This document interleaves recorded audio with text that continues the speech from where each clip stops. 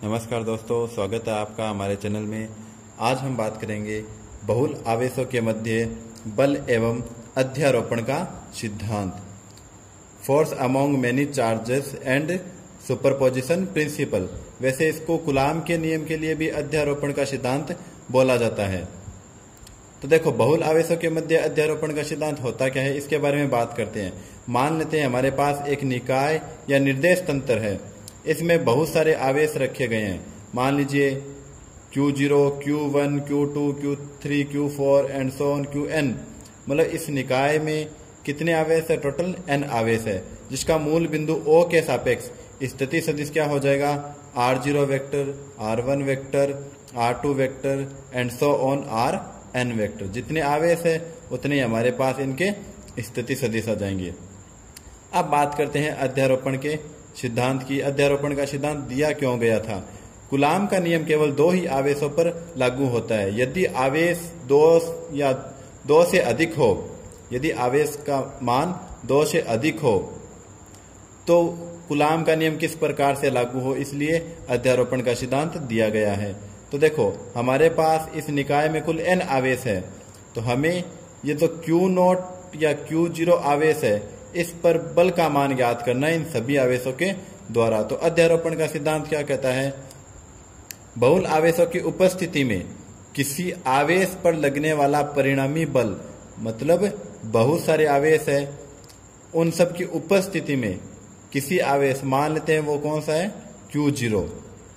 किसी आवेश पर लगने वाला परिणामी बल प्रत्येक आवेश द्वारा, मतलब इन प्रत्येक के द्वारा, हर एक आवेश के द्वारा, Q1 के द्वारा, Q2 के द्वारा, Q3, Q4, Qn तक के द्वारा स्वतंत्र रूप से लगने वाले बल के सदिश योग के बराबर होता है।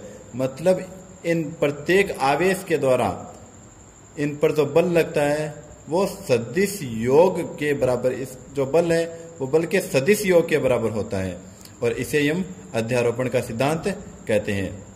मान लेते हैं जो पहला आवेश है Q1, इसका Q0 के सापेक्ष स्थिति सदिश R01 वेक्टर है। जो दूसरा आवेश है Q2, इसका Q0 के सापेक्ष स्थिति सदिश R02 वेक्टर है। और जो nवा आवेश है Qn, इसका Q0 के सापेक्ष या Q0 के सापेक्ष स्थिति सदिश R0n वेक्टर है। तो देखो, जो बल है Q0 या Q0 के ऊपर, उसका मान कितना होगा? मान लेते हैं कुल बल कितना है? F। और पहले आवेश के द्वारा कितना बल लगा? F01 vector. दूसरे आवेश के द्वारा कितना बल लगा? F02 vector. ऐसे ही सभी आवेशों के द्वारा बल लगेगा, और nवें आवेश के द्वारा बल कितना लगा?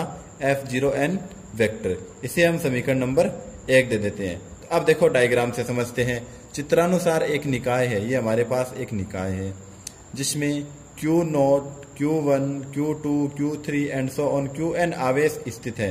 मतलब इसमें टोटल n आवेश है। प्रत्येक आवेश का मूल बिंदु O के सापेक्ष स्थिति सदिश क्रमशः, अब जो आवेश है इनका स्थिति सदिश हमें दे रखा है R0, R1, R2, R3, R4, R5, R6, इस प्रकार से है। और कुल आवेश है हमारे पास n, तो स्थिति सदिश भी कितने होंगे? n होंगे। तो अब बात करते हैं, देखो जो आवेश Q0 है, Q0 आवेश के द्वारा, Q0 आवेश पर Q1, Q2, Q3 के द्वारा जो बल लगता है उनका स्थिति सदिश क्या है? देखो, Q0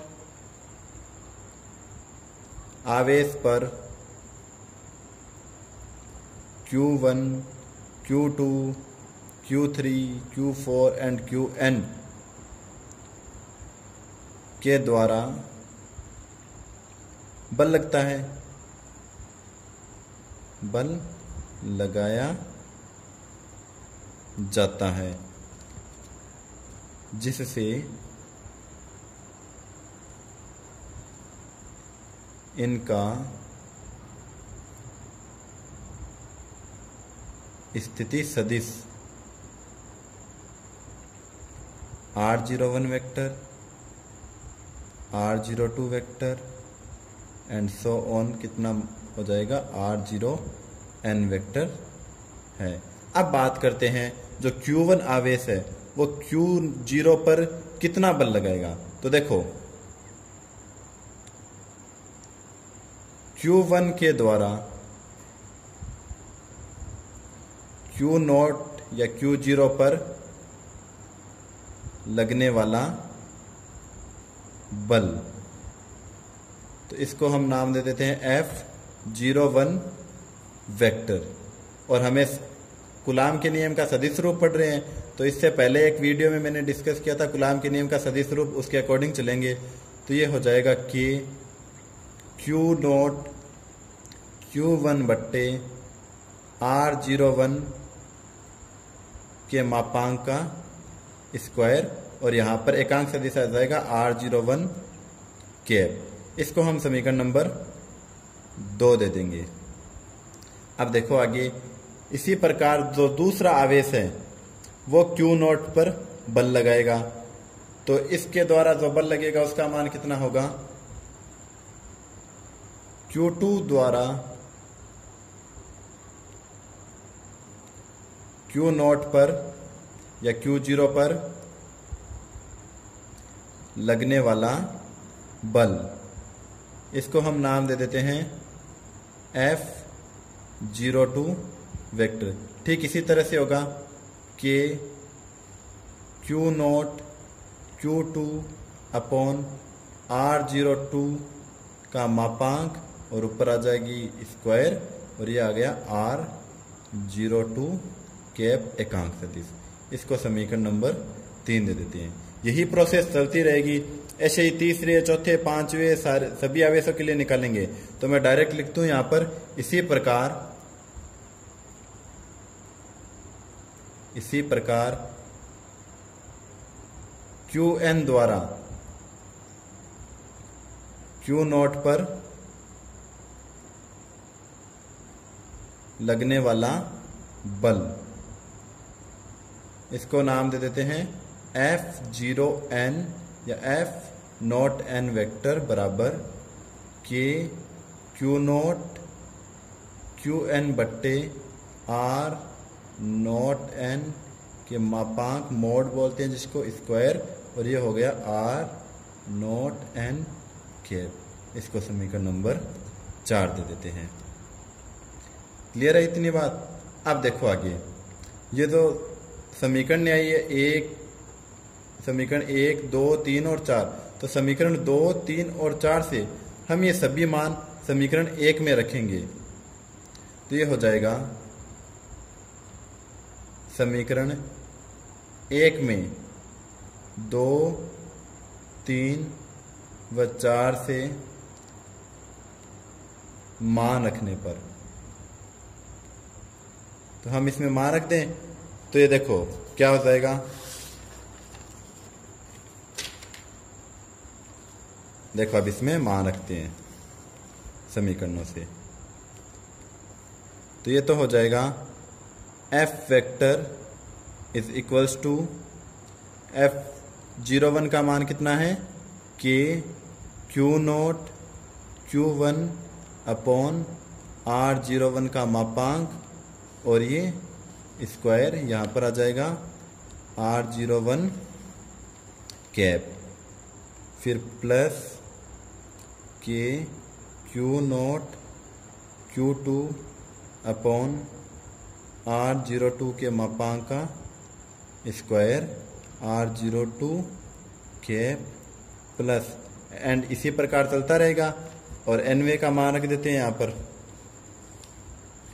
तो ये हो जाएगा कि Q0 Qn अपॉन R0n के मापांक का स्क्वायर R0n कैप। इतनी बात समझ में आ गई? अब देखो, ये जो बल है इसमें जो चीजें कॉमन आ रही है उसको बाहर ले लेते हैं। तो ये हो जाएगा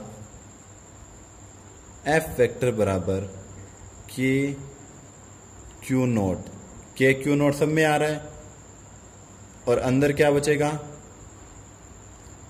Q1 अपॉन R01 के मापांक का square R01 cap plus Q2 upon R not 2 और मापांक का square R not 2 cap plus and so on, इसी तरह से चलता जाएगा और ये आ जाएगा Qn upon R not n के मापांक का स्क्वायर, यहाँ पर आ जाएगा R नॉट n कैप, ये ब्रैकेट बंद। अब देखो ये F वेक्टर बराबर K Q नॉट, ये सभी योग के रूप में है और हम जानते हैं कि इसको योग के रूप में किस प्रकार से लिख सकते हैं, सिग्मा लगाकर। तो देखो यहां पर मैं लगा दूं सिग्मा और इसका मान Q I बट्टे R नोट I का मापांक और ये स्क्वायर, यहां पर लिख दूं R नोट I की कैप। और अब लगानी हमें लिमिट, तो लिमिट क्या लगेगी, I इज इक्वल्स टू 1 से लेकर के n। तो देखो हमारे पास ये वैल्यू आ गई जो कि क्या है, कूलाम के नियम द्वारा अध्यारोपण के सिद्धांत का सत्यापन है। आ गई इतनी बात समझ में। इस प्रकार हम सिद्ध कर सकते हैं कि कूलाम के नियम द्वारा अगर किसी निकाय में 2 से अधिक आवेश हो तो उसे अध्यारोपण के सिद्धांत द्वारा सरल किया जा सकता है। उम्मीद है आप लोगों को ये वीडियो पसंद आया होगा। अगर पसंद आया है तो लाइक और शेयर ज़रूर करें और अभी तक हमारे चैनल को सब्सक्राइब नहीं किया तो चैनल को सब्सक्राइब करें। धन्यवाद।